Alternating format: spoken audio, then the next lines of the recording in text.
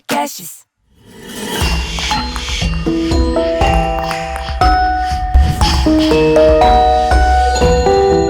Caro ouvinte, quem fala é Luciana Vendramini e estamos começando mais um episódio do podcast Retrogosto. Aqui vamos falar da mente humana, saúde mental também, saúde emocional, comportamental. Vamos olhar para o nosso cérebro, vamos tentar entender como é que ele funciona e vamos acabar com o tabu ao falar de saúde mental. Sejam muito bem-vindos a essa viagem ao desconhecido, misterioso e fascinante cérebro. Minha convidada de hoje é Carol Martins. É multitask, eu acho chique isso. Cursou rádio e TV na FAAP, artes cênicas no Macunaíma, atuou no teatro, apresentou o programa de moda Be Fashion e começou a trabalhar com conteúdo audiovisual na produtora em que está até hoje como sócia-diretora, a Mox Produções, criando e dirigindo ações artísticas e tecnológicas para eventos, shows, como o da Anitta no Rock in Rio em Lisboa e agora para a turnê de Ivete Sangalo. Há 13 anos começou a jogar pôquer, por curiosidade e interesse. Com o tempo e resultados, resolveu fazer desse esporte da mente uma profissão. Hoje joga os maiores torneios do Brasil e do mundo, como uma das poucas representantes femininas no esporte. A escrita também esteve presente na vida da Carol. Escreveu para revistas e sites e encontrou na poesia sua válvula de escape, sua terapia e sua voz. Lançou Cartas Estranhas para Amores Inventados, um livro autobiográfico, uma compilação de declarações feitas ao longo de 12 anos. Bem-vinda, Carol Martins! Nossa! Ai, meu amor, tinha que falar laudas e Meu laudas. Deus do céu! Porque você é multitask. Eu costumo dizer que tem gente que fala que gente multitask pode ser pessoas que se perdem ali, mas eu acho que todo artista, no fundo, é multitask, né? Total. Todo você artista. Muito, né? Você particularmente muito, porque eu te conheço há muitos anos, então eu sei da sua parte de atriz, escritora, performance. Então, você é multitask total. Eu acho legal as pessoas usarem a palavra. A gente usa na coisa analógica, multifacetada. Mas multitask é muito legal. E, Carol, sabe uma coisa que me impressiona? Você é uma mulher linda, maravilhosa, é poetisa. Nós vamos falar desse livro maravilhoso. Cartas Estranhas para Amores Inventados. Vamos falar dele já? Podemos, claro, o que você quiser. Eu tô aqui para falar o que você quiser. Que tem aqui atrás a contracapa com Fernanda Young, que a gente ama, que foi uma grande amiga sua. E esse livro, você estava contando que nasceu dessa amizade de vocês duas. Foi. Esse livro, na verdade... Bom, primeiro, muito obrigada pelo convite. Estou muito honrada de estar aqui.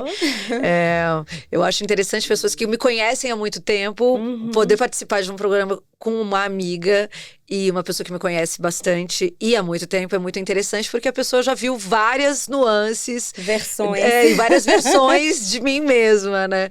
E eu continuo me reinventando e eu acho que eu não vou conseguir parar de ser essa pessoa que se reinventa sempre.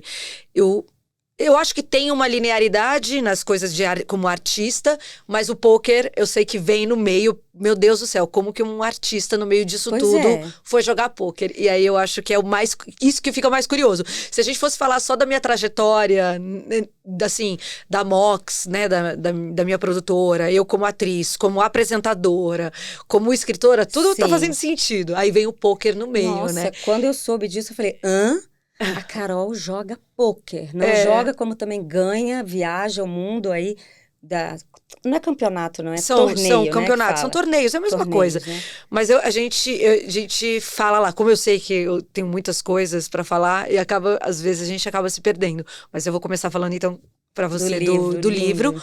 O livro eu comecei a escrever, eu já amava escrever, mas, na verdade, são cartas de amor, cartas apaixonadas. Então, eu só escrevia e mandava para as pessoas que eu me apaixonava, né? Na época, e eu costumo dizer que a gente nem sabe se a gente estava de fato, se a gente de fato se apaixonou, se era uma ilusão, Platônica. se era uma coisa platônica, se era uma coisa inventada na nossa cabeça. Por isso que eu falo que são cartas estranhas para amores inventados, porque nem eu sei se eu amei mesmo essas pessoas, se eu inventei que eu amava só como um artifício de criação, sabe?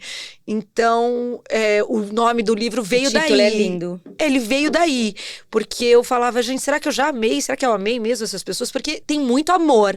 É um livro carregado de amor, só que para várias pessoas diferentes, né? Então, assim... Mas é o seu amor. Sim, mas será De que era várias amor, pessoas. né? Então, aí a gente entra numa discussão mais profunda, talvez. Mas essas cartas nada mais foram do que declarações...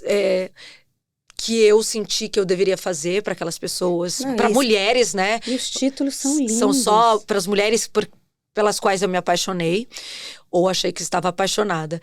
E no meio do caminho, eu fiz um curso de literatura poética na Casa das Rosas. Aí eu comecei a escrever, eu entendi que eu gostava de poesia, que eu escrevia já num formato de poesia. E aí eu falei, vou me especializar, quero escrever direito, né? Quero escrever mesmo. E aí, as minhas cartas acabaram tendo já mais esse formato poético. Sim. Então, eu costumo dizer que a minha poesia é uma poesia meio narrativa. Mas é poesia, né? É Olha poesia, que lindo. Não, é poesia, claramente poesia. Tem ritmo, cadência, tudo. Né? Mas tem alguns que você vai ver que são umas cartas mais longas que não tem formato de poesia. Um conto. É como se fosse um conto, mas não deixam de ser cartas, né? Então, e aí eu comecei a escrever, ler mais, estudar mais poesia. E aí, enfim, aí a minha escrita virou uma escrita de poesia, né? Eu virei uma poeta, né? E aí foi quando eu comecei a escrever as cartas já nesse formato. Bom, então, anos e anos se passaram, eu ainda continuava a escrever só para mim mesma e para essas pessoas. Você nunca tinha pensado em publicar? Nunca tinha pensado em publicar, nunca nada. E aí veio a Fernanda Young. Bom, todo mundo sabe, né, que a Fernanda eu era muito fã da Fernanda. Eu também amo. Amo até hoje. Até hoje, quem não, né? E aí eu já tinha lido todos os livros dela e a gente acabou se conhecendo. Então, assim, eu era primeiro só uma fã dela e acabamos nos conhecendo e a gente percebeu que a gente tinha muitas coisas em comum, muitos interesses em comum. Que demais. E aí eu costumava dizer isso pra ela e ela dava muita risada que eu era a Fernanda Young da minha geração. Eu falei assim, eu sou a Fernanda Young da minha geração, assim, muita audácia, muita audácia, mas ela dava muita risada. E aí eu comecei a mandar eu comecei a escrever pra ela, né, dessas cartas. Eu comecei a escrever algumas pra ela. E quando, assim, com muita coragem, né, porque a Fernanda era super crítica, assim. Ela era, né, imagina, a Fernanda, ela era super crítica, não gostava de coisa ruim, né. Então, eu falei, meu Deus, eu vou escrever pra ela. Já tinha aquela carga, né. Mas eu escrevi e, pra minha surpresa, ela gostou muito e começou a gostar muito. E aí, ela um dia me perguntou se eu tinha outras, se eu escrevia. E aí, eu falei, eu escrevo. Muitas. Eu escrevo, muitas que eu mandei, muitas que eu não mandei. E aí, ela pediu pra ver. Ela falou assim, por que você não junta tudo? Eu quero ver. E aí, eu fiz um compilado das coisas que eu tinha já escrito ao longo desses anos, encadernei e dei pra ela. Quando eu dei, ela falou, tá pronto, né? Você precisa publicar. Meu Deus. Ela falou, você precisa publicar. Eu falei, oi? Ela falou, você é uma poeta, você precisa publicar. E aí, foi quando eu entendi que eu sabia escrever. Até então, eu não sabia que eu sabia escrever, né? E aí, quando ela diz isso, eu falo, bom, se ela tá dizendo, então alguma coisa tem. Sim. Aqui, né? Nesse conteúdo. Bem. Você escreve muito bem. Obrigada. E aí, eu fui procurar editoras. Então, peguei aquele compilado, aí... Obviamente arrumei, né? Escrevi direito, aí dei nome. Aí, na verdade, aí fui na Biblioteca Nacional, registrei o livro, registrei o nome, registrei tudo e mandei para algumas editoras. E a Chiado foi uma dessas editoras que se interessou pelo meu livro. E aí acabamos publicando esse meu primeiro livro, E aqui com a contracapa dela, né? Isso, e aí eu pedi pra ela, na época eu falei, olha, esse livro ele não existiria sem você, sem o seu aval, sem o seu olhar, e então eu gostaria muito que você escrevesse a orelha do livro, na verdade, né? Alguma coisa, assim, sobre o livro, ou sobre mim, enfim. Aí ela Se você escreve quiser. isso tudo. Aí ela escreveu, eu falei, Gente, olha as merece a contracapa. E aí, Claro. enfim, esse texto Só maravilhoso. essas 2 linhas que eu li aqui já... Para escrever poesia há de ter coragem. Sim. E é verdade. É mais revelador do que a nudez. Bem mais do que uma carta. Nossa. E daí vai, meu povo. Pois essa escrita dela maravilhosa. E então ela escreveu esse texto 6 meses antes, assim, de falecer. E ela não chegou a ver o livro pronto. Não deu tempo. Me doeu muito, né? O coração. Mas tá aí, esse livro, na verdade, ele existe por causa dela, assim, sem a menor... Tem toda uma história você com ela, né? Desde a admiração, Muito. aí ficaram amigas. Muito. E o que eu acompanhei bastante, Carol, é que você fez alguns saraus, assim, né? Várias amigas, atrizes. Eu fiz nesse sarau, o sarau que você viu dessas atrizes foi o lançamento do livro. Ah, então. Que foi com a Mariana Ximenes, que é muito minha amiga, com a Bel Wilker, com a Natália Rodrigues, a Ju Schalke e a Miranda Cassim. Uma turma básica, sabe? De mulheres assim lindas. Eu queria que fossem mulheres lendo as cartas, porque afinal de contas eu Sim. escrevi essas cartas para mulheres, né? É um livro gay, né? Assim, é importante hoje dizer que é um livro LGBTQIA+, é um livro de uma mulher para mulheres, Sim. é um livro de amor, né? E então ele tá aí. Então eu queria muito que essas minhas amigas, mulheres fortes e maravilhosas, lessem, né? E é muito interessante quando você entrega a sua obra para outra pessoa ler, né? Porque ela deixa de ser sua, né? A partir do momento que você publica o livro... Tem um tom, né? E tudo, né? Um tom, uma intenção, o jeito Sim. como o poema é absorvido pela pessoa. Como ele te pega, Sim, né? A maneira como você vai expor aquela escrita. Bate muito, cada um. Aonde você se identifica, né? Exato. Então, é uma coisa louca, né? Você parir um livro, que eu falo, é uma coisa muito Dizem que a gente tem que louca. fazer 3 coisas na vida, né? Ter filho, escrever um livro E plantar uma árvore. Eu já Você já plantei fez? árvore, já tenho um livro e não tenho filhos. Aliás, a Clarice é minha cachorra, eu acho que é minha filha. Pronto, é no sua meu caso, filha. é muito minha filha. Mas é uma loucura. Realmente, assim, escrever o livro eu acho que é a maior loucura que eu já fiz. É porque eu acho que a Fernanda diz muito aqui, ó. É ter coragem. Porque aqui na sua história são cartas suas, né? Não é só poesias que você foi escrevendo sem uma inspiração. Você se inspirava pelo amor, pela paixão, pelo platônico que você estava vivendo ali, adolescente. Então é um ato de coragem mesmo. É muito. Pra gente escrever poesia é realmente uma nudez. E a poesia, ela revela tudo de você. Então, esse livro, quando eu falo que ele é autobiográfico, porque é um livro Sim. que é uma autobiografia, porque quem quiser me conhecer e ler o livro e tiver, claro, a sensibilidade de entender o que tá entre as linhas, Sim. é uma exposição, assim, sou eu nua e crua, né? E você entrega isso, né? Você se despe, você se livra também de qualquer pré-julgamento que as pessoas possam ter de você, enfim. Deve avançar muitas casas. Sim. Na questão do fortalecimento emocional. Muito. Se expor, assim. Eu acho, né? assim, escrever evita loucura. Olha Eu sempre isso. falo isso, assim. Incrível. Grandes escritores, a gente tem... lógico, a gente sabe que grandes escritores falavam que vários escritores foram rotulados como loucos. Sim.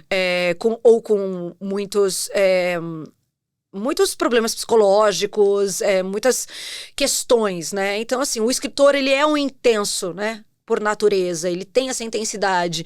E ele transborda em escrita, né? Então, para mim, a escrita, e a Fernanda falava isso, que ela escrevia para evitar loucura. E assim, para mim serve para a mesma premissa.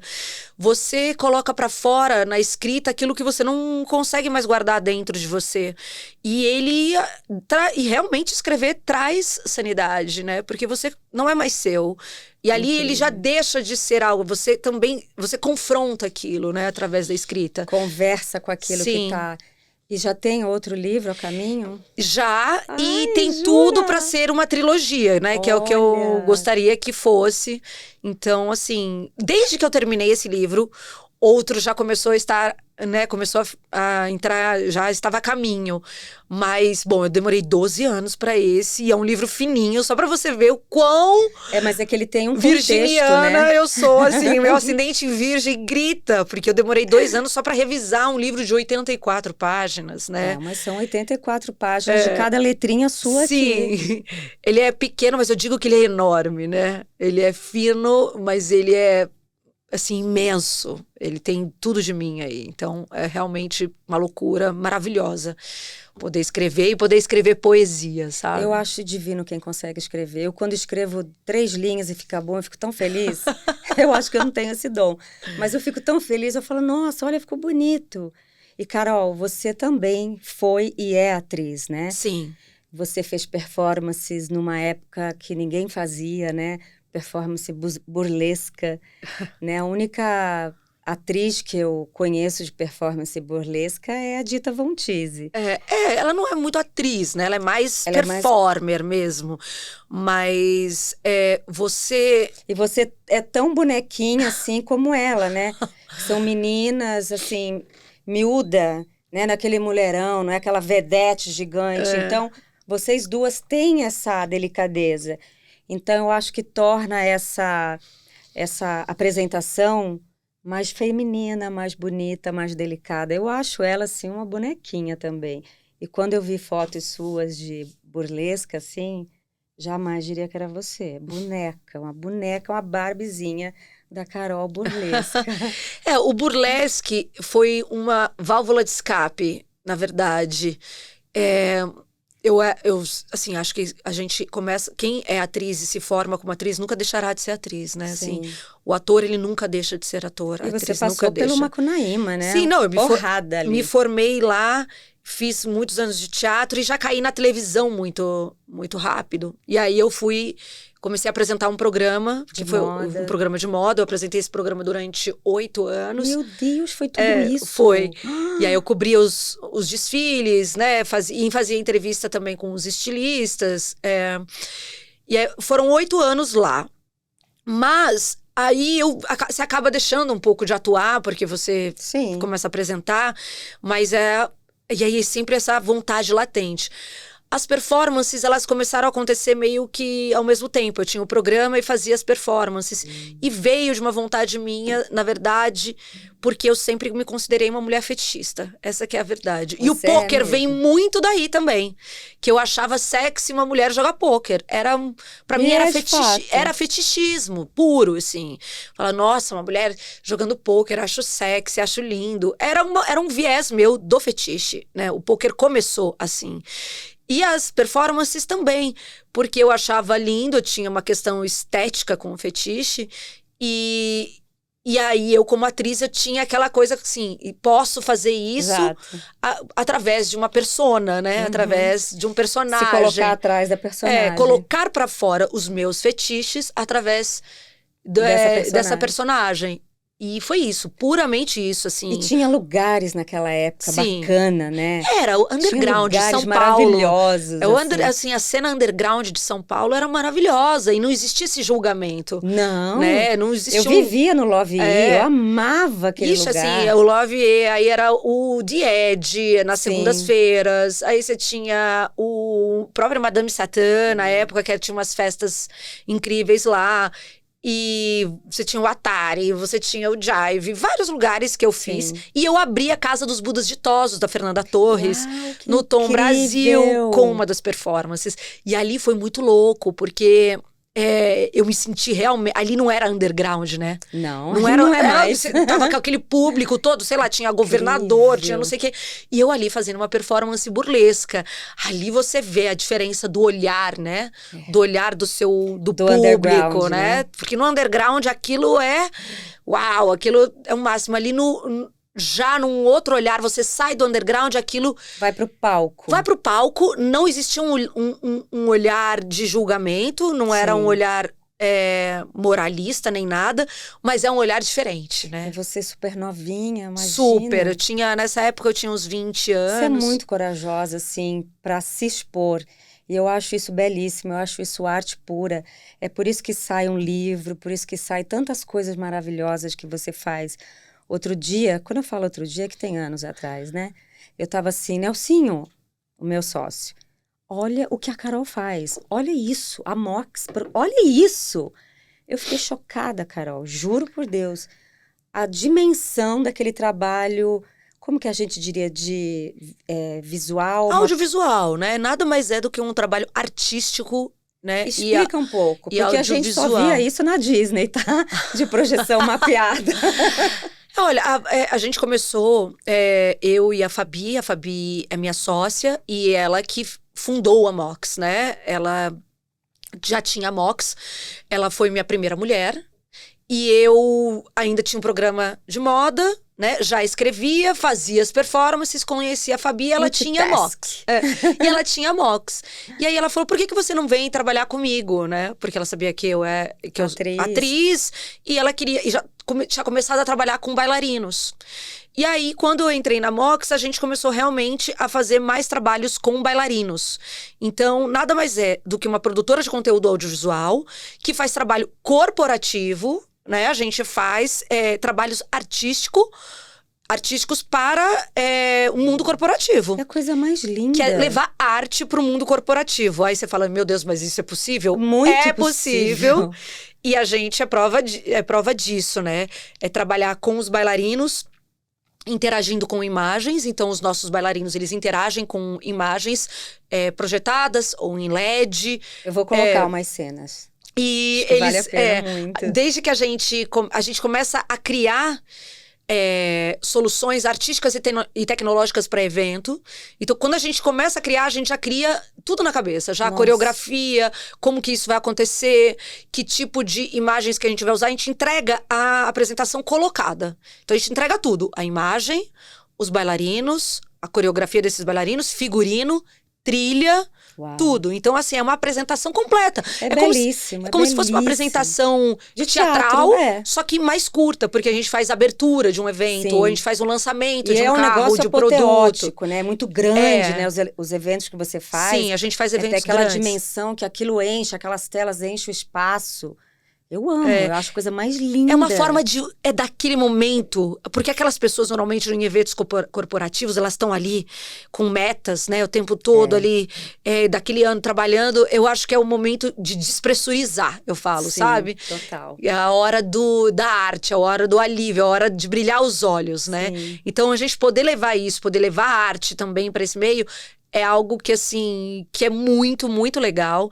E a gente, claro que a gente não tem tanta liberdade, mas a gente acaba abrindo mais a cabeça também desse mundo corporativo, é muito né? Ousado pra arte. O que você faz, é muito ousado. E você começou a fazer numa época que ninguém falava disso. Não faziam mesmo. Você tem essa coisa de pioneirismo, né, Carol? Você é inquieta, intensa, é o que você fala, vou fazer tantas outras coisas, me reinvento o tempo todo. Então, me chamou a atenção porque era uma época que eu não se via isso, e também porque partiu de uma mulher, que a gente sempre acha que essas projeções da Disney, ela é um homem, um rapazinho que está fazendo, né? Mas a maioria, antigamente, até hoje ainda, né? O meio corporativo é um meio majoritariamente masculino também, né? Assim, a gente trabalha com tecnologia, com coisas... Os técnicos, a maioria dos técnicos são homens, a maioria dos diretores são homens, diretores artísticos e tal. A gente tem muitas mulheres muito incríveis, mas eu lembro, até hoje, as primeiras reuniões, reuniões onde sentava aquelas mesas gigantes, né? Porque hoje em dia, Sim. ainda bem que não tem mais. Alguma coisa a pandemia trouxe de bom pra gente, né? Que não são mais essas Aquelas reuniões gigantescas, com 1000 pessoas sentadas Nossa. naquelas salas, horas a fio, Horas e debatendo horas. coisas. E eu lembro que, que eu sentava eu e a Fabi, e nós duas sempre de óculos meio escuro, meio não sei o que, as Pra se artistas, né? proteger? Não, a gente sempre foi assim, era estilo nosso. Eu, porque tenho muito grau, eu uso óculos no poker, uso óculos na vida, uso óculos o tempo todo. Mas várias vezes a gente tava durante o dia, o óculos já era mais escuro e a gente ficava. Eu, porque não trouxe o outro óculos pra trocar Muito e tinha que bom. ficar com aquela lente. E O ela. corporativo devia achar aí chegavam as duas artistas, mas aí assim, sentava já todo mundo super careta, né? Daquele mundo, Ai, que ótimo. o mundo Faria Limer, né? E aí as pessoas olhavam e tal, aí assim, isso aqui lá, isso aqui, as meninas da Mox, tal, ninguém nada. Aí quem vai fazer, quem vai dirigir, ou quem vai, Olha. não sei, dirigir a ação artística, isso que ela. Aqui, a Carol e a Fabi. Aí as pessoas, E muitas vezes eu lembro que até a Fabi falava, você não precisa muitas vezes falar tão alto, ou falar não sei o quê, porque às vezes, várias vezes a gente se via falando mais alto pra mostrar, né, que a gente sabia. Sim. Falar mais alto pra ganhar respeito, Sim. né, pra ter a atenção. Era uma época realmente que era muito mais complicado. Nossa, total. Ainda muitas vezes a gente se vê muitas vezes na house, na técnica, falando com assim, realmente 85% de homens ali e ter que mostrar que você entende, né? A mulher tem que se provar o tempo inteiro, né? E você Isso é uma como loucura. diretora ali, eu acho que representa muito para nós mulheres e para esse corporativo estar assistindo essa cena de você criando, dirigindo, também é muito importante. Sim. Muito importante. Por isso que eu sempre fui essa pessoa que faz questão, né? Eu faço sempre questão de tudo o que for importante como representatividade. Sim. Seja ela por gênero, seja ela pela minha sexualidade, por ser mulher, por ser uma mulher gay. E eu acho que aí a representatividade é algo que é alívio, né?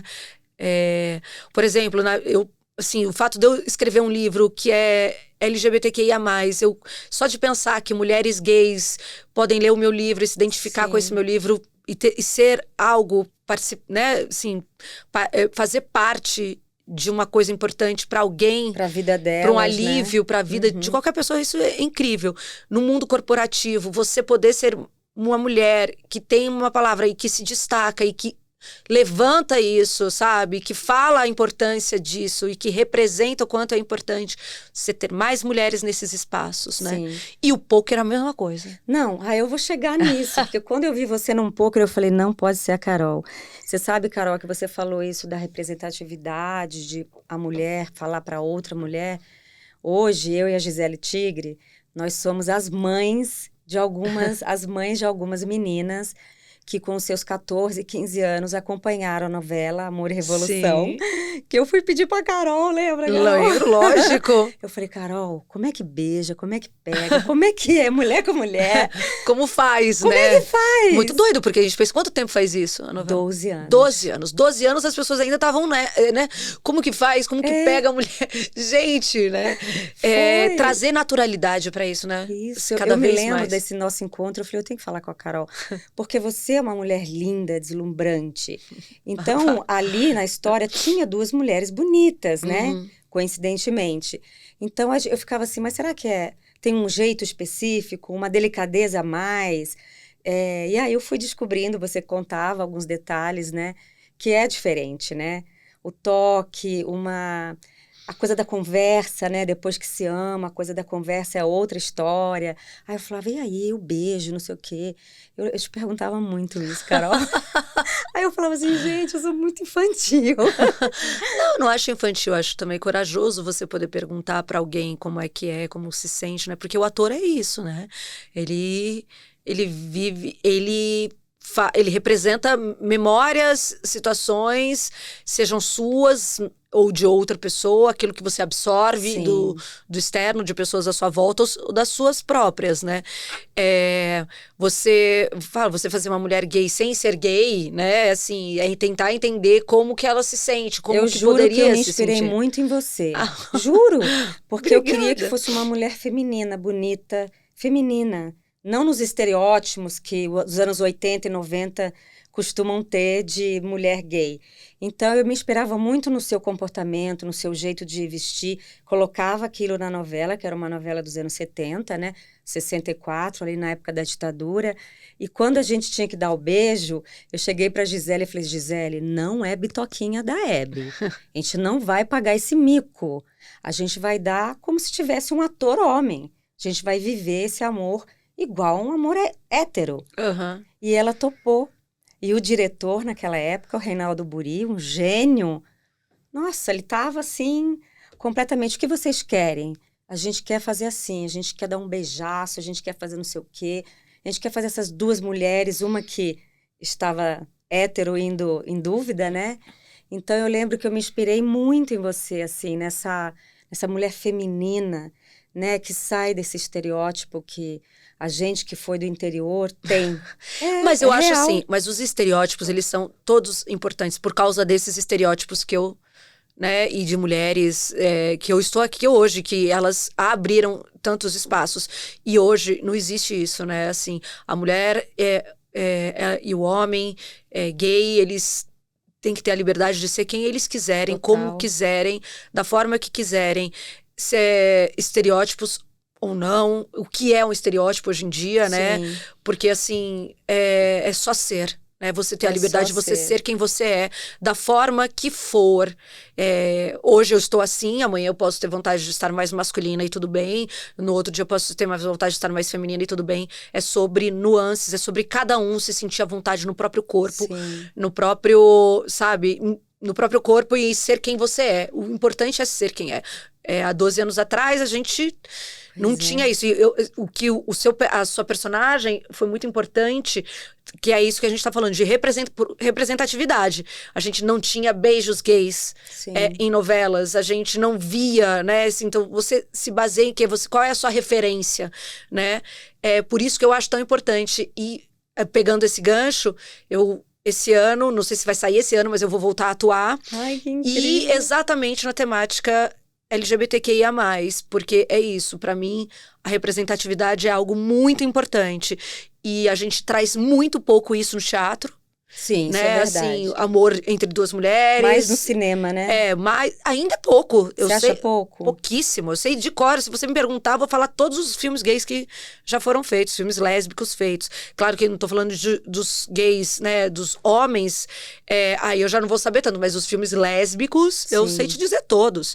E assim, e todas morrem, tá? No final. Mentira. A maioria morre, Que ou horror. se suicida, Como se fosse uma infelicidade. ou volta pra homem. Ai, que horror. Então, por isso que é tão importante a gente ainda Talvez tenha sido escrito por homens. Não, também. E roteiros. mesmo assim, tem alguns que foram escritos por mulheres, mas o final, a maioria infeliz. dos finais são loucura. trágicos pra uma mulher gay, uma menina gay que tá assistindo ali e fala, putz, mas aí eu não... Que merda.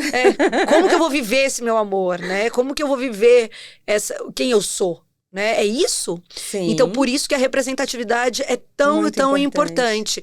A sua personagem foi muito importante, muito marcante, assim como todos os personagens LGBTQIA+, são muito importantes. Hoje, e cada vez mais. As fãs de Marina e Marcela, da novela, elas chamam a gente de mães, né? Porque elas foram criadas assistindo a novela com seus 15 anos de idade e hoje estão mais velhas, assim, mais velha, né?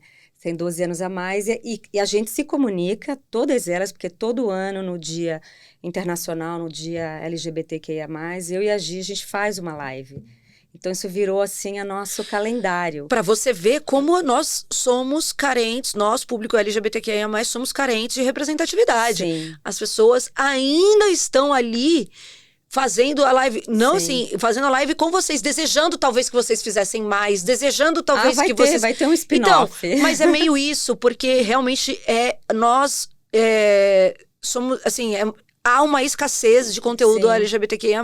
Não tem como falar o contrário, entendeu? E não é assim, você tá levantando a bandeira, não sei o que. Sim, eu levanto a bandeira, e é um fato, mas não é só isso. São fatos e eu costumo tratar isso com a maior leveza Sem possível. dúvida. Do quanto é importante. Que ali É importante tem uma ver. alma, ali tem um ser. É importante ver, né? É importante Sim. falar. É importante você ser a pessoa que está numa mesa de bar ou numa mesa de pôquer e você é a pessoa que vai interromper um comentário homofóbico, um comentário machista, um comentário preconceituoso. Nós temos que ser essas pessoas. Sim. E eu sempre fui. E eu sempre dei a cara a tapa. Né? O livro é a cara a tapa. As performances que eu fazia era também uma cara a tapa. As performances que eu fiz recentemente pela Mox, que eram performances feministas, onde eu fazia projeção no meu corpo, mapeada. Eu vi, lindo. Também é um jeito, assim, eu fiz isso pré-eleição. Então, era um jeito de eu gritar o meu posicionamento. Então, tudo que a gente puder fazer, que a gente sente que vai abrir caminhos e que vai ser bom e que isso Sim. vai libertar pessoas e Sim. padrões, é positivo, né, Lu? E você sabe qual é a coisa mais incrível? Quando a gente estava fazendo a novela, o público, quando a gente estava num restaurante, eu com o namorado, a Gisele lá com o marido, torciam para o final que as duas ficassem juntas. Claro. Então eu vivi isso com muita verdade, tanto de héteros, de mulheres e homens, falando, não, tô torcendo para elas ficarem juntas. Elas ficavam juntas? Elas ficaram juntas, elas casaram, tiveram Olha neném. que maravilhoso. Essa teve final feliz. Essa teve final feliz, ainda bem. E agora vai ter um spin-off de Marina e Marcela, então... Que ótimo, tá bem vendo? legal, assim. Ô, Carol, aí teve assim, conheço você, te admiro, acho você uma mulher incrível. Aí, de repente, tô ali nas redes sociais e vejo a Carol, seus óculos, muito concentrada, bem nerd, numa mesa de pôquer. Um monte de homem e você ali numa mesa linda. Eu falei, gente, eu não tô acreditando que a Carol joga pôquer. Pois Como é que isso aconteceu? Nem eu acreditava, né? Porque é um jogo mental demais. Pois é, o pôquer o pôquer é o meu lado exatas, né? Eu sempre fui uma criança de exatas muito forte. Na minha adolescência, comecei já a mudar, ficar meio exatas, meio humanas, porque eu escrevia as redações, tinha coisa da escrita. Mas eu fui uma criança total de exatas. E aí, o pôquer surge também por fetiche, né? Porque eu fui morar, numa das minhas separações, de separação de um casamento, eu fui morar na casa de uma amiga, de uns amigos meus. E ele, o namorado da minha melhor amiga da época, ele jogava pôquer toda semana na casa dos pais e eles chamavam os amigos. Eles faziam o que a gente chama de home game. E aí, eu comecei a frequentar esse home game deles. Eu não sabia nada de pôquer, nada. E aí, eu fui autodidata. Peguei as regras no celular. Você é muito nerd, gente. Aí, comecei a vi como eles estavam jogando e comecei a jogar com eles. Você é muito ligeira, Carol. Eu era muito nerd quando eu era criança e adolescente, né? Muito. Eu era super nerd. Muito CDF, né? Que a gente falava. E aí, eu comecei a frequentar a casa desse meu amigo, dos pais do meu amigo. Toda quinta-feira tinha esse jogo de pôquer. Aí a gente se divertia, era um momento de diversão e tal. E eu comecei a aprender ali. E aí comecei a pegar gosto. Comecei a ganhar deles. Olha isso, e aí eu falei, gente, gente, eu acho que eu tô gostando muito disso. Onde que eu posso jogar? Aí me falaram que tinha um clube de pôquer em São Paulo, que é o H2, que é o clube onde eu jogo até hoje, né? Onde eu jogo todos os torneios, torneio paulista, onde eu vou toda semana jogar os high rollers. E aí comecei a frequentar o H2, que é esse clube de pôquer.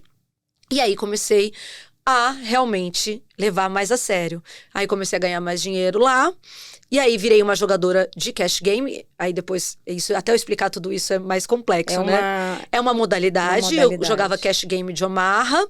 E aí eu jogava já numa mesa que era uma mesa que era assim, comecei jogando numas mesas comuns, assim, de um monte de gente. E eu via que tinha uma mesa isolada, assim, que tinha uns caras, assim, que jogavam. Eu falei, o que tá acontecendo ali? Ali eles estão jogando tal jogo, não sei o quê. Eu falei, eu quero sentar naquela mesa. E aí eu comecei, eu descobri depois que era uma mesa de uma modalidade diferente de pôquer, que era o Omaha, e que jogavam só ali os convidados, não sei o quê, pá. Aí eu comecei a jogar naquela mesa, e ali começou a chamar a atenção, tipo, uma mulher ali nessa mais mesa. Mais uma vez, né? Só você tinha sempre enfrentando, né? Uma mesa só de homens. E ali eu recebi depois um pouco mais tarde, recebi minha primeira proposta para fazer parte do meu primeiro time, que foi o time do Mojave, que é um super jogador de pôquer e embaixador da GG Poker. E aí ele me chamou para fazer parte do time dele, então eu fui a primeira mulher a fazer parte do time dele. Aí éramos 10 jogadores e a gente jogava live, ao vivo, né? Depois eu fui para um outro time, fiquei mais 1 ano e meio, fui para o Step Team e joguei 1 ano e meio online, porque todo jogador de pôquer, eu digo que tem que passar pelo online uma vez na vida. É tipo o MBA do jogador de pôquer. Porque ali você trabalha muito mais com estatísticas, com... É muito mais matemático. E é muito matemático, Muito, é muita conta muito. o tempo todo, gente. E aí, depois disso, eu saí desse time e eu falei, não consigo ficar em time porque eu tenho a Mox, eu escrevo, Sim. E aí era muita responsabilidade. E hoje eu tenho investidores, né? E eu não jogo mais para time, eu jogo para investidores. Então, são pessoas que investem em mim e eu tenho um deal e aí o que eu ganho eu divido com esses investidores. Que incrível! Não fazia... É como se você fosse um atleta. Não, é como se fosse uma atleta mesmo. Aí porque você tem os patrocinadores, sim, são digamos os meus assim. sponsors, né? Que são os meus investidores. Que incrível. Que eu cada vez... Aí a gente tá entrando também já num outro lugar que tá abrindo mais. Eu, como uma mulher que representa um esporte majoritariamente masculino, e agora eu peguei uma agência, um agenciamento, porque eu estou querendo patrocínios de marcas para uma mulher que joga pôquer, que é um meio masculino, porque o pôquer está crescendo demais. E aí, assim, as marcas, uma mulher que joga pôquer, num meio que é super... ainda majoritariamente masculino, nós mulheres somos 8%. Você me disse, eu fiquei passada com isso. Então, assim, eu nunca te vi com nenhuma outra mulher nas mesas, nas fotos. Não, tem sim, grandes amigas mesmo. Eu nunca grandes vi. Amigas minhas. Eu falei, gente, inclusive, Carol... beijo para as minhas amigas, Carol do Prema, Milena Magrini, a Laurinha, a Naná Rocha, super jogadora, a Simone, assim, por aí vai. A Lígia Mansur também, todas essas minhas amigas maravilhosas, jogadoras de pôquer que me apoiaram muito no início, assim, que eu falava, meu Deus, assim, tem outras, e que somos, e é tão pouco que somos muito amigas. Imagina, até hoje, entendeu? Porque assim... Tem uma união aí. A gente se une demais, assim, a gente se conhece, sei lá, há mais de 10 anos, né? Nossa, é muito tempo. E ainda somos as mesmas. Tem outras novas que são maravilhosas, que estão chegando, mas ainda é um número muito pequeno. Você, nesses 10 anos, você viu que chegaram mais mulheres ou não? Chegaram, sim. Que teve uma mudança? Teve uma mudança, mas não é significativa. Tá. Eu acho ainda pequena. 8%. A gente foi de 5 para 8. De 5 então, pra assim, 8. É muito pouco. Por isso que é tão importante. E por isso, até que a matéria do valor econômico, eu dei uma entrevista para Valor Econômico falando disso, assim, e a capa é a embaixadora do pôquer. Quem é a jogadora de pôquer que quer trazer mais mulheres pro esporte? E é sobre isso, assim. Sim. Tudo que eu faço... Existe a questão da representatividade. Você vai agregando, sim, né? Absolutamente tudo, porque eu não tô sozinha. Uma sagitariana, não né? é só isso, a gente não tá sozinha, né, Lu? Eu não tô sozinha. Antes de mim vieram outras. Antes de mim, no pôquer, tinham minhas amigas, que viraram minhas amigas. Antes de mim, como uma escritora, poeta gay, tinham outras escritoras que vieram, que abriram essas portas. E eu sou responsável por abrir mais portas para outras que virão. Né? Então, assim, no pôquer também. O pôquer é um esporte maravilhoso, delicioso. Eu dou coaching para mulheres, né?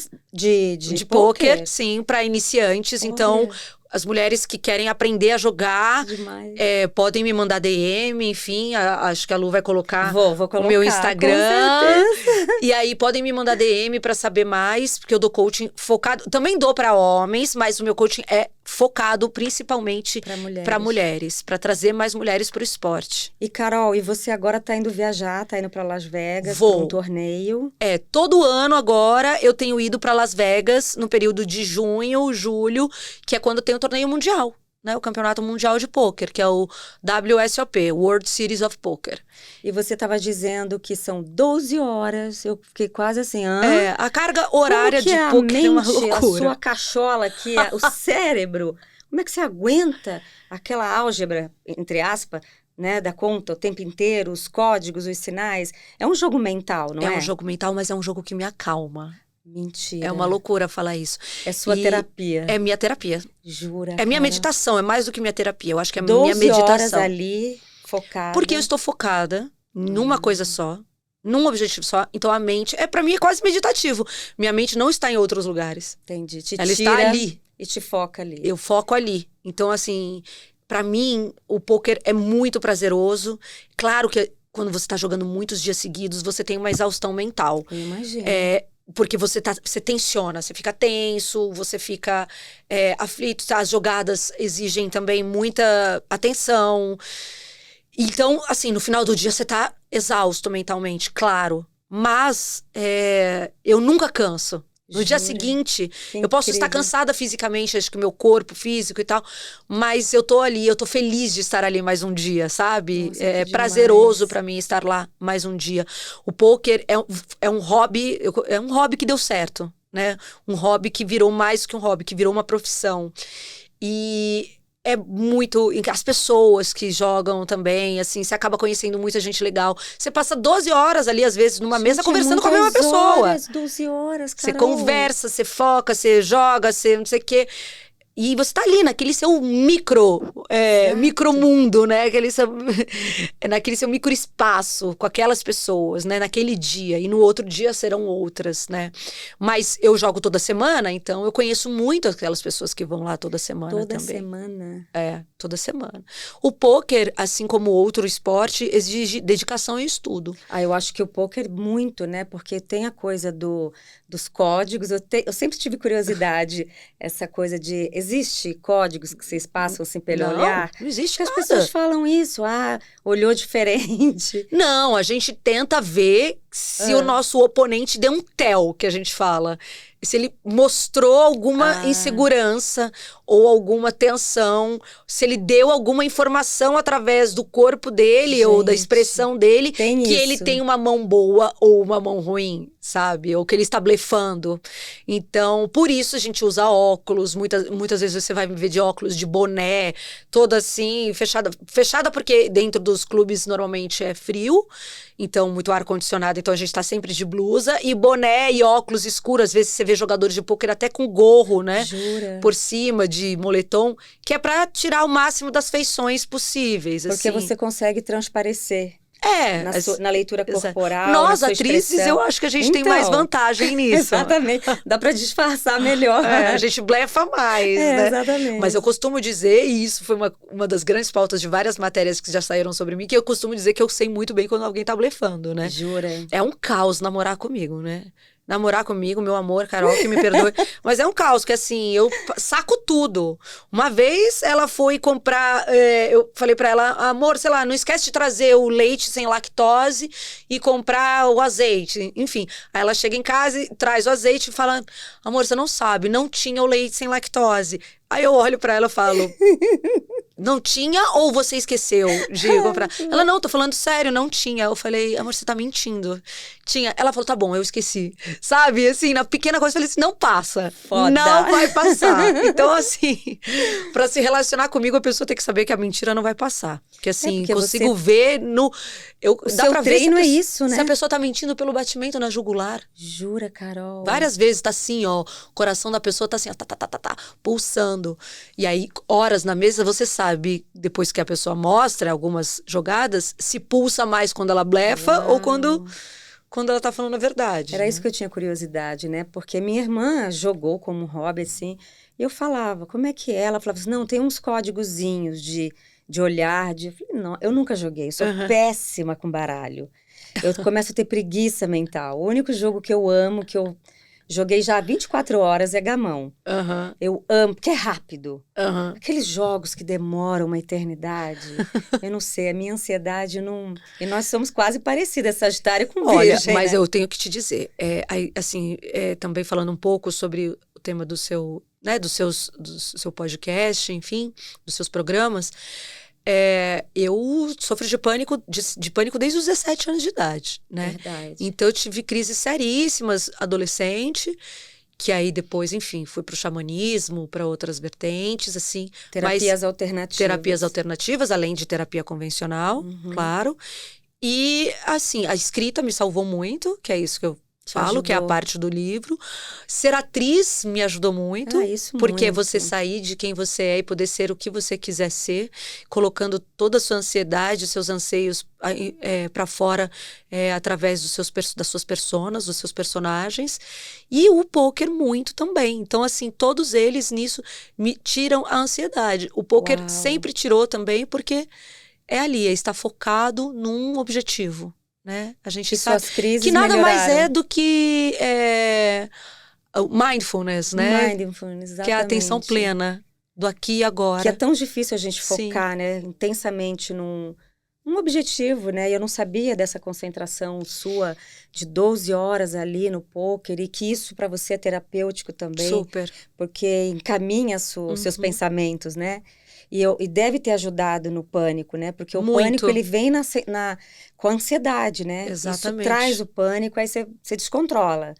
Então, acredito que para você teve vários ensinamentos ali, né? Super. Para você jogar pôquer, a sua mente tem que estar realmente muito bem.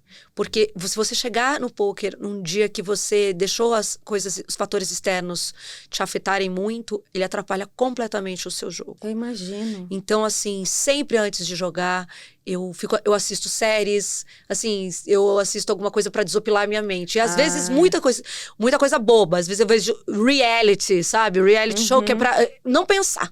Aquelas sabe? Bobeira que eu amo. Amo as bobeiras, eu sou high-low. Eu vou do MUBI ao Big Brother, entendeu? Não, e assim, você nas suas mídias, nas suas redes sociais, que eu curto demais, você é muito inteligente. Então eu fui acompanhando o Oscar pelas suas postagens. Além de tudo isso, que eu não tinha mais nada pra fazer, né? Então, cara, como a Carol arruma tempo. E pertinente, eu faço as coberturas né? das premiações. Você tem falas ali que eu falo, gente, eu não vi nada do Oscar. Eu não tive tempo. Mas eu vou ver lá na Carol, porque você pontua muito bem. É que além disso, eu sou cinéfila e falo ainda seréfila, né? Que eu falo cinéfila e seréfila. Eu sou completamente apaixonada por cinema, sou uma atriz apaixonada por cinema e séries, né? Eu consumo audiovisual em todas as suas vertentes, assim, de uma forma muito prazerosa. Então, realmente, eu sou a pessoa que vejo desde as Kardashian até o filme... sei lá, o filme norueguês, o filme norueguês no MUBI, assim, islandês, amo, incrível. Sabe? Porque eu acho que é isso, assim, a gente também está numa época de informações, muita informação muito, e tudo né? muito rápido, né? Muito rápido. E eu sou uma poeta, né? Que assim, leitura, papel. A gente tá aqui vendo papel, né? Eu amo. Papel, leitura, não tá... Tem no Kindle também, tá, gente? Mas assim, papel. E aí você joga pôquer ao vivo ou online? Ao vivo, com pessoas. A minha especialidade é o pôquer ao vivo. Eu adoro online, mas eu gosto de jogo virtual, não, né? Vivendo eu tô ali uma história virtual. Presente, Legal. Exato. O ator, ele está presente. Então, assim, mesmo acho que em todas essas... O cinema, para mim, é você estar presente naquelas 2 horas, né? Você estar ali, se dedicar a algo, nem que seja parar tudo para ver um filme, para escutar, para ler um livro, para escutar um podcast. É a presença, né? E isso muda a nossa ansiedade, a nossa postura perante a vida. Você sair do virtual e fazer práticas presentes controla a ansiedade. Super. Né? Quando eu deixo de ir ao teatro, de ir ao cinema, eu vou ficando mais inquieta, eu vou ficando mais ansiosa, né? Então, isso que você falou é muito importante, né? E toda a sua prática, ela é presente, né? O fato de escrever, né? O cinema que você traz, né? Que é ótimo as suas redes sociais. Eu penso assim, como que a Carol consegue? Eu preciso conseguir metade, porque eu acho que você tem um dinamismo e é tudo que você falou, te dá prazer. Me dá prazer. E tem uma outra coisa também, mas assim, nada comigo é convencional, né? Eu sou a pessoa notívaga. Eu também. Eu sei que você é super notívaga também. Eu sou uma pessoa assim, enquanto todo mundo foi dormir e tem o silêncio, eu vou ler um livro, eu vou ver uma série, eu vou ver um filme. Eu amo esse horário. Eu amo o silêncio da madrugada. É onde eu escrevo também. É um momento que eu escrevo, que eu crio, sabe? É um momento que tá todo mundo dormindo, por exemplo. Onde você arruma tempo? Quando as pessoas estão dormindo, talvez. É um momento que o seu telefone não toca, ninguém te perturba ali, com cobranças diárias de trabalho, Então é um momento que pode ser só seu. Que pro ansioso é maravilhoso, né? Maravilhoso. A madrugada pra pessoa ansiosa. Nossa. Dizem que é ruim, a gente, ai meu Deus, a Ayurveda, né? A gente tem que Sim. dormir quando o sol se põe, Pois acordar quando o sol levanta. Gente, eu não faço nada disso. A Bibi Não faço Ferreira nada ia dormir disso. às 6 da manhã. Viveu até os seus 94 anos. Olha lá, olha um Entendeu? grande exemplo. Eu, pelo menos, não bebo álcool, Também não me não. drogo, então, assim, que é pra manter a mente sã. Mas, assim, Muito claramente bom. temos outros vícios, né? Seja uma Coca zero, seja qual for, seja virar à noite e achar maravilhoso. Eu nunca fui convencional. E isso também me traz até aqui. Não sei se eu vou colher frutos, isso, sei lá, de Mas alguma você forma. já Mas está colhendo frutos. não porque... daria pra ser de outra forma. Pois É é. isso, sabe, Lu? Você é muito dínamo, você é uma intensidade em tudo. E eu acho que você está colhendo frutos, né? Quando a gente falou de você aqui no podcast, todo mundo, cara, fala do pôquer, fala do pôquer. Você tem que falar do pôquer com a Carol, né? Eu falei, nós vamos falar do pôquer. Porque eu tinha muita curiosidade do pôquer, né? Eu não sabia muito bem como funcionava, né? E essa vida agitada de você estar cada hora viajando também. E essas 12 horas intensas. Quando a gente ensaia um teatro, 6 horas, já estamos exaustos. Imagina 12 horas ali pensando. Mas é o que você falou, você foca, você tem um objetivo, você não fica ali perdido. Ah, tem que fazer isso, tem que fazer aquilo. É uma delícia, deve ser uma delícia. É uma delícia. E tudo tem a ver com o estudo também. Eu falo assim, mas o que tem a ver uma coisa com a outra? Por que você faz tantas coisas? É estudo. É estudo, né? É o tempo todo. Eu acho que eu sou uma viciada em estudos. Essa que você é bem nerd, né, Carol? Você é bem nerd. Acho que sou, sim, na verdade. Eu tenho um grande prazer em estudos e em estudos de coisas não muito óbvias, muitas vezes, né? Então, assim, o pôquer é estudo constante. Então, você estudar o pôquer sempre... Não adianta, você não vai ser um bom jogador se você não estudar. Você não vai ser um bom ator se você não estudar. Total. Você não vai ser bom em nada, né? Assim, estudo e dedicação, né? E... Claro que para uns o resultado vem antes, aí fala, mas quanto você já ganhou do pôquer? Você já ganhou muito? Essas perguntas são as mais clássicas, como se você pudesse parar, só porque ganhou muito. Não, ou como se isso pudesse me definir. Se eu sou boa ou não, se eu ganhei muito dinheiro ou não. O pôquer é constância. O dinheiro, assim, a gente vai ter em algum momento, eu vou ter, se Deus quiser, um big hit, que a gente chama, que é quando você ganha uma grande quantidade de dinheiro de uma vez só, num torneio. Vai, com certeza. Mas até que esse big hit chegue, o importante no pôquer é você ser constante, é você entrar prêmios sempre. Não precisa ser em grandes quantidades, mas sempre. Sim. Né? Você ser um vencedor sempre, você ser lucrativo sempre. Então, isso que é para você poder corresponder às expectativas dos seus investidores, às suas próprias, e enfim. E do pôquer em geral, porque senão você é engolida mesmo. Porque uma mulher ali num meio tão masculino, ainda, você tem que... Pra gente finalizar, porque eu amo esse assunto, eu fiquei aqui curiosa. Como que os homens veem as mulheres no pôquer? Porque muitas vezes eu vi fotos suas, só você de mulher, com muitos homens. Uhum. Como que eles recebem essas mulheres? É legal? Ou ainda não? Eu acho que antigamente, há 10 anos atrás, era bem pior. Hoje é bem melhor, mas ainda... Não é uma coisa amistosazinha, não. Não, assim, se você conhece, porque assim, como são sempre as mesmas mulheres, você acaba ficando amigo das pessoas e eles te recebem bem. Mas, vira e mexe, você passa por situações de machismo no pôquer, claramente. Seja de uma discussão que você vai ter com alguém, da sua amiga do lado e alguém se meter, seja de assédio, muito assédio, né? Você tá brincando. Super. Seja de assédio, seja de desrespeito, às vezes, pela sua jogada, por você como... de diminuir você como jogadora. E assim, são detalhes que você percebe, né? Claro. Tipo... Vocês estão muito numa intimidade ali, em volta de uma mesa, não tem como não perceber, e tem muito, e muitas pessoas, muitas mulheres ainda passam por isso, claramente. Quando eu vou jogar fora do Brasil, eu percebo mais ainda. Mentira. Mais ainda? Mais ainda. Porque aí você tá indo num ambiente gigantesco, como em Vegas, um torneio imenso como é o World Series, assim, 10 mil pessoas lá jogando pôquer. E você senta na mesa, você é uma mulher e, assim, imagina de 10 mil pessoas, quantos homens não são? Se a gente tá falando de Sim. 92% são homens, e aí você sentar numa mesa, uma mulher. Sempre gera uma curiosidade, alguma coisa.